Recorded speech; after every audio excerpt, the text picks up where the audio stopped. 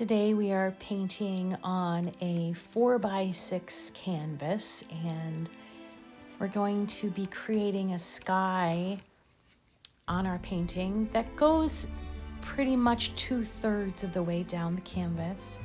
I'm using a flat brush here, and I'm just wiping the canvas with paint. This is really just a wash here that I'm doing. We're going to try to get an ombre effect where it's darker at the top and turns out to be lighter towards the bottom of the canvas. And you can do this by adding some white into your paint, mixing that onto your palette, and just gradually adding a little bit more white into it to get that ombre effect. And I also want to add that if you like this bright sky, it really kind of gives the illusion of a sunny day with some clouds. It's a very bright, happy blue sky. But if you're kind of in the mood for a moody sky, maybe a little bit of a impression that possibly some rain is on the way, you can take that blue and add just a touch of black to it, just a small touch. Mix that in there, maybe add some white into it, and you can have yourself a little bit of a grayer sky, which gives a much more muted effect. It's a much more neutral effect. And that's the beauty of this. You can create really your own piece by just doing a little bit of color mixing here, just changing it up a little bit. And, some of this paint I noticed when I was working with it was a little bit dry on this canvas. So I just added a little water to kind of thin it out because I really wanted it to be just a wash, just a thin wash. You don't want it too thick. Otherwise, your paints will start kind of mixing together and you get a lot of less definition. And we're going to be coming back in to this and adding some clouds. So you really want your paint layer to be relatively thin, not terribly thick. And so as you can see, I've got this little bit of an ombre effect happening here, but I've left about, between 3/4 and 2/3 of the canvas left. That's where we're going to start with our green here. And we're going to add just some ground. And I'm going to use this green as is, straight out of the paint pot here. It's a chromium green oxide is what it's called. But you're going to just wash it on. But notice that with this, I'm kind of creating some topography with just the brush strokes. I'm making a little bit of a hill in the front, and I'm creating some texture in the back, and you can just play with this and have fun with it. Use your imagination however you want your ground to look. You can kind of create that. We are going to come back in with some color in a little bit, but even just this first layer kind of can create some neat differences and variations in the ground, just with the way you put down the paint. Now we're going to come in here with some clouds. I first attempted to do this with white, obviously plain clear white with my flat brush, but I noticed pretty quickly that I didn't really love the effect as much. So I went ahead and switched it out, and I started using the round brush here. And I feel like you can just get a lot more of that puffy look, that cotton cloud look with the round brush. And you notice the technique that I'm using is a lot of little circles that I'm doing here, just little miniature circles. Some of the paint I am laying down is just straight out of the pot, but some of it I let it kind of get a little less intense, a little more faded, a little less paint perhaps. Add a little water to it, you get a totally different technique as well. And I love skies because they just turn out so amazing with really not planning. You just can kind of start laying down your clouds, and however it turns out, it just looks so beautiful. So have fun with this. just creating clouds. And you'll notice that the clouds up at the top of the painting are going to be larger, and then the closer down to the skyline, they're going to be a little smaller because it's going to feel like they're a little bit further out in the distance. So the ones that are up closer to you actually are the ones higher up on the canvas, and then the ones that are further away are going to be the ones that are down closer to the skyline. And also here you'll notice I'm adding a little bit of gray. And what I did was just a touch of black in with that white. And I mixed that up on my palette. And I'm adding a little blue here because I wanted just a little bit of more depth of the blue in some areas, even where I had some brighter, lighter blue. And you can just experiment with this and just create your own unique sky. It's so much fun. And just enjoy the process.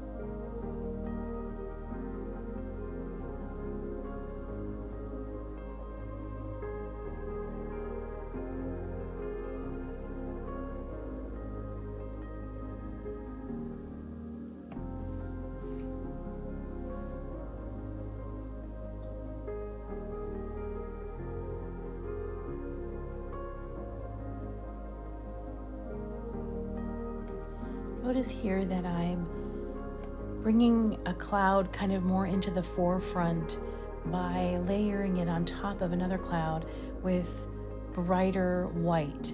So the white's going to stand out and come towards the front, and the more muted white is going to fall into the background.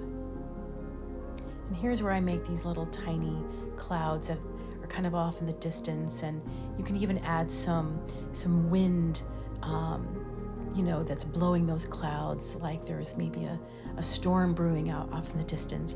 Just so many different variations you can make in this painting.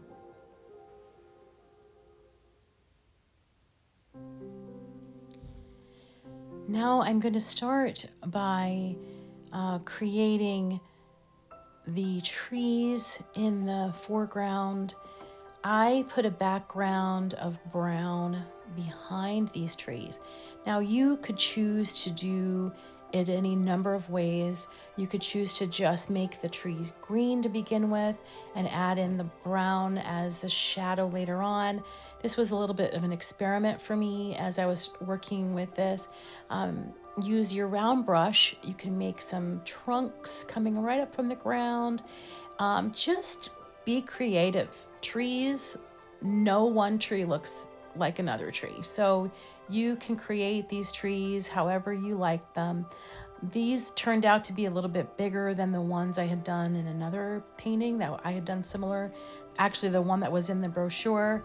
And, so every time you paint a painting, it sometimes will turn out just a little bit differently. And I love that. I love the uniqueness of each of these. But you'll see how I bring the dark in as a shadow in the background, but then I will layer different colors on top of these trees.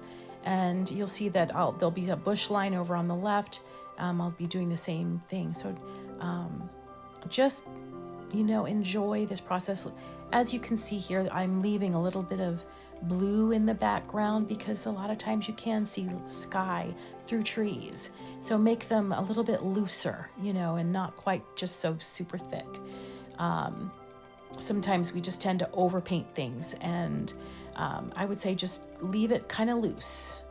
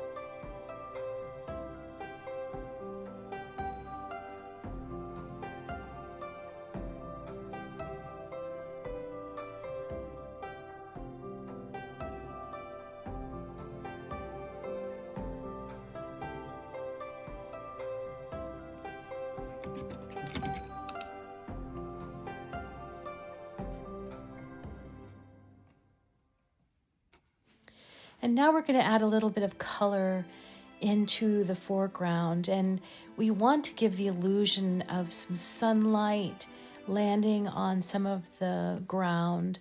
And so you want to imagine kind of where your sun is coming from. And in my painting, I imagine it's coming off from the left of the canvas, and you can just see there'll be some shadows that I'll put in there.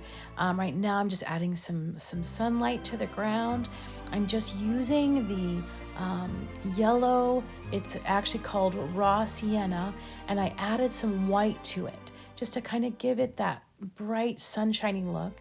I'll be using the yellow, the raw sienna in a different way as a full-on, without adding any white to it down in the front. So you don't want to use all of your raw sienna to add white to it, but I would say use a little bit, just a little bit. A little goes a long way. I'm adding some of the brown into the trees, as you can see here, and into the left hand. So I kind of did the opposite, and you can see kind of which way you prefer it. Adding a little shadow with brown underneath the trees. I'll come back in a little bit later with even some black just to give it a nice dark shadowing, a little bit more contrast. but you can just see how you're just placing kind of the shadows in the angle where the sun would be perhaps creating some shadows on the grass from the trees and from the even from the foliage that's being painted in the foreground. You'll see that there's some darks and lights, and that's the beauty of the painting, is just adding a lot of contrast, a lot of darks and lights. So you'll notice I added a little bit of white to some of the green to create this little hill in the front of the canvas. And you can choose to do that. You can choose not to. It's really entirely up to you. But then we started coming in and just making some foliage here. So it really works well to use the edge of your flat brush to make these grass pieces that come up from the bottom of the canvas. And you'll be wanting to use several variations of color too for that. Some dark, you'll want to use maybe some light, just to give the contrasts of the shadowing and of the highlights in the grass as well. Maybe some little tiny grasses in the background and longer ones out front.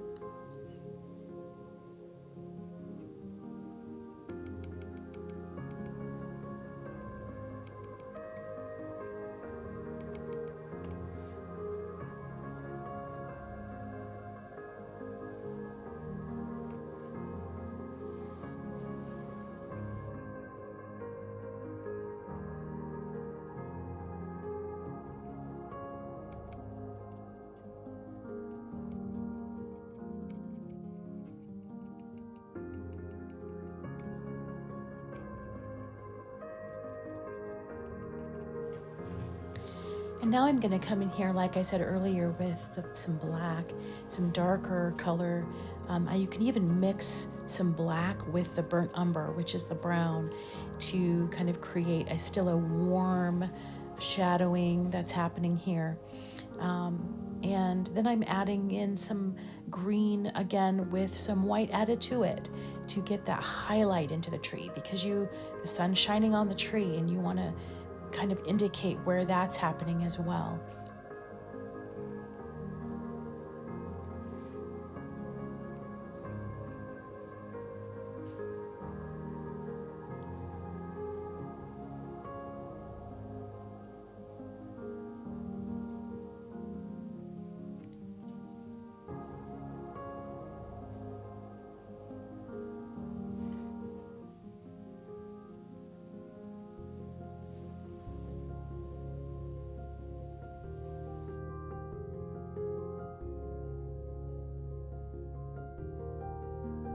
Then I came back in with some of that raw sienna again, that yellow, added a little white into it to add some highlights, some extra sunshiny spots in the tree.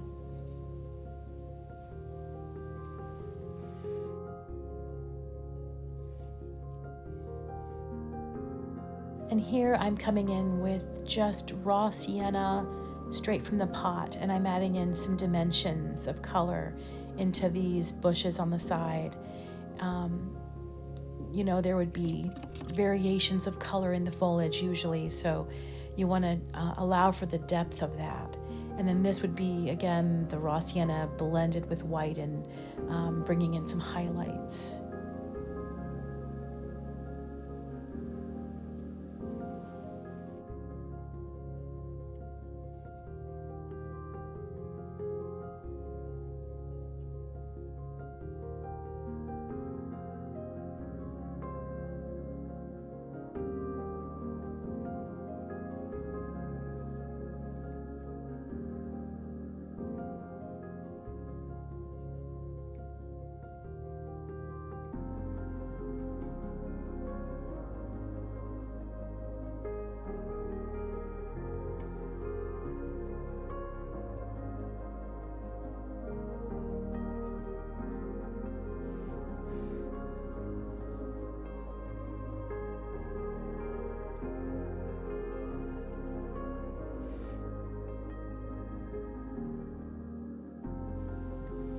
So I'm coming in now and creating a sunlit patch in the foreground. And always when you have a sunlit patch, you have a contrast of a shadow.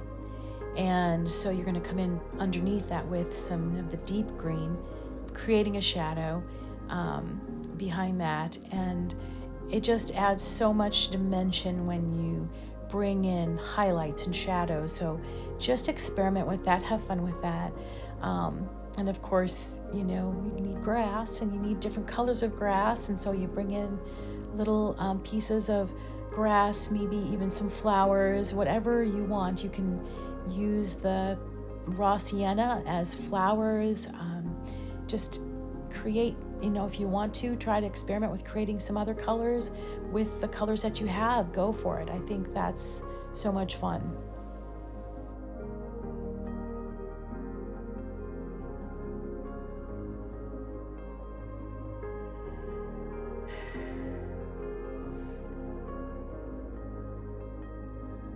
And then, of course, as we finish up the painting, don't forget to sign your painting. And I am just using the black here, and I'm just leaving my initials, but the important part of being an artist is that you sign your artwork. So make sure you don't forget to do that. I hope you enjoyed it.